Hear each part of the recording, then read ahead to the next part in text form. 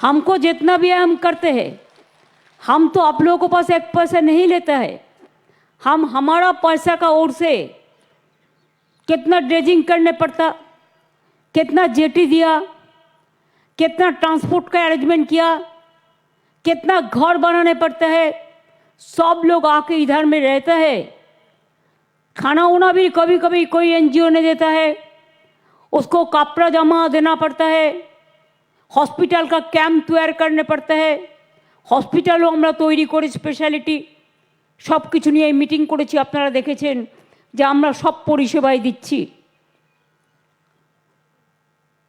মুড়িগঙ্গার ব্রিজটা আমরা করে দেব, ডিপিআর হয়ে গেছে, টেন্ডারও ডাকা হয়ে গেছে।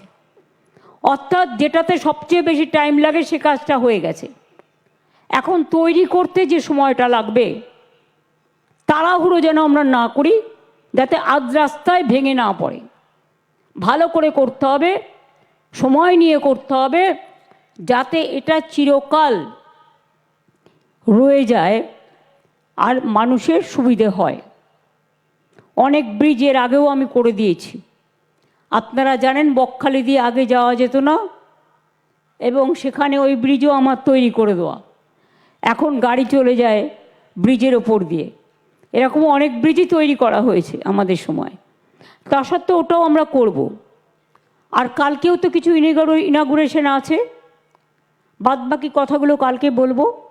কালকে আরও কিছু প্রজেক্ট আমাদের উদ্বোধন আছে, বিশেষ করে এই জেলার। আমি যখনই আসি কিছু করে যাই, এবং উত্তর 24 পরগনা এবং আপনাদের দক্ষিণ 24 পরগনা জেলার।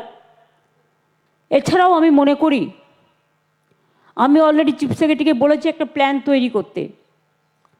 বিশেষ করে এই জেলায় সুন্দরবন পাথর গোসাবা পাথর প্রতিমা খুব দূর, পুরো জলাশয় ভরা, এবং জলের ধারায় পুরো দ্বীপের মধ্যে তারা থাকে।